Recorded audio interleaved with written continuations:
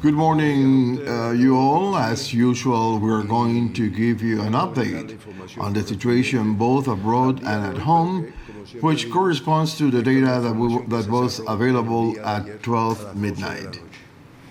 As of that time, a total of 188 countries were reporting diagnosed COVID cases. The amount grows with about 84,339 more cases, totaling 2,114,269 confirmed cases in the world.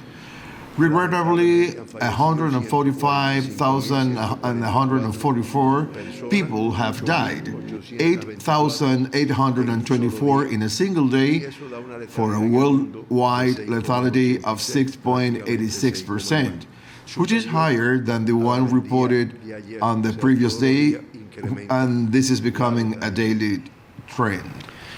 In the region of the Americas, with 787,079 confirmed cases, 38,823 cases were reported in a single day, and this represents 37.23% of the total number of cases in the world.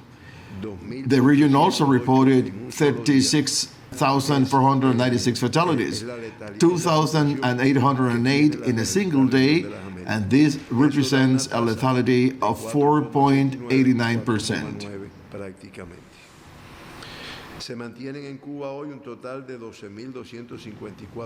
A total of 12,254 people remain in Cuba, of which 5,202 are foreigners and 7,052 are Cubans who reside abroad in rental houses, and it is similar data than the one reported yesterday. There are 951 foreigners in Santiago de Cuba and the municipalities of Plaza, Playa, Centro Habana, here in Havana, with the highest number of foreigners. A total of 2,866 patients have been admitted to hospitals. 170 are under surveillance, 1,968 are suspected cases, and 728 are confirmed cases. We're keeping 7,592 people in primary care surveillance. For the diagnosis of the presence of SARS-CoV-2 and COVID-19, 1,895 people were studied on Friday. At IPK Laboratory, 975 samples, in Villa Clara, 275, in Havana, 188, in Santiago de Cuba, 77, in the Civil Defense Laboratory, 187, and the Molecular Biology Laboratory of the Genetic Engineering and Biotechnology Center, that began performing tests 2 days ago, made the study of 93 samples. And the laboratory of the Ameijeira Hospital also processed the first 100 samples. As a result of these studies, 63 tested positive for COVID-19. In this way, our country accumulates 25,309 people studied and 986 positive cases for 3.9% of the people studied.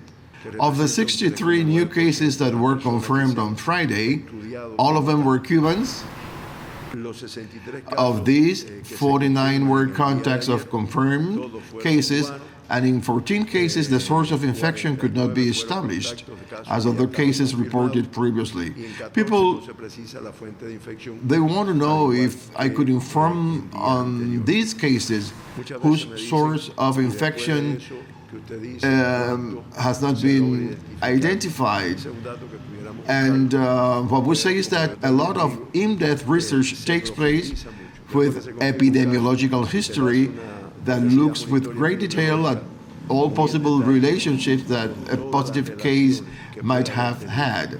Sometimes, at the initial stage, people do not provide all information. Firstly, because they do not remember, or because it is not in his or her interest to disclose that information.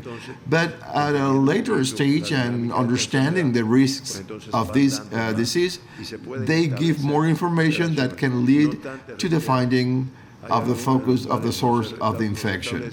Nonetheless, in many cases, the source cannot be established. Of the 63 persons who tested positive, 32 were female, so practically the two sexes are even with 50.7%. And 18.9% of all the cases analyzed were asymptomatic, a figure which is even higher than the most recent we have informed. Please note how in our last updates the figure of asymptomatic cases have been growing, which is why we continue looking for the virus among groups of people that show no evidence, but who do have risks because of their exposure to people who have had tested positive or for other reasons. The age group with more patients testing positive was in the group of over 60 years of age, and this is the group with more risk factors. Of the 986 cases diagnosed with the disease, 710 show a stable evolution. 32 people have died, and today we have to report about the death of one of our patients, whose condition we had been informing in previous updates. The lethality in Cuba stands at 3.2%. Of course, we are unhappy with this rate, and we try to improve the care. We try to encourage people to go to the doctor as soon as they feel symptoms, so that the disease is caught on time, allowing us to reduce this lethality, regardless of the fact that many times the pathologies that these patients have beyond COVID makes their evolution more complicated. No changes in terms of the two patients that were evacuated, and 35 people were discharged on Friday. And this is a very important figure for a total of 227 patients who have been discharged. We are reporting 10 patients in critical condition, just like yesterday. 5 are in serious condition, 2 fewer than those we had on Friday. Of the patients in critical condition, 7 are from Havana. 3 are admitted in the Naval Hospital Dr. Luis Diaz Soto, and 4 in the Salvador Allende Hospital. In the Manuel Fajardo Military Hospital in Villa Clara, there are 2 in critical condition, and in the Joaquin Castillo Duran Hospital in Santiago de Cuba, there is 1 patient in critical condition. Of the patients in serious condition, there are 2 in Villa Clara, in the Manuel Fajardo Military Hospital. In Camagüey, there is 1 in the Amalia Simeoni Hospital. In Holguín, 1 in the Fermín Valdés Domínguez Hospital. And there is another patient in serious condition in the Héroes de Baile Hospital in the Isle of Youth. As I said earlier, we have to report the death of 1 patient who had been admitted to the Joaquin Castillo Duran Military Hospital in Santiago de Cuba. He had been transferred to the intensive care ward since April 13. He's a 44-year-old male Cuban patient. He's a young man who had traveled to Spain and had returned in March. He was hospitalized as soon as he showed the first symptoms. As an antecedent, this patient had chronic myeloid leukemia. His evolution got complicated. It evolved until he became in critical condition, and regrettably, after 4 days in the intensive care unit, he passed away on Friday. Lamentablemente conllevaron al fallecimiento en el día de ayer.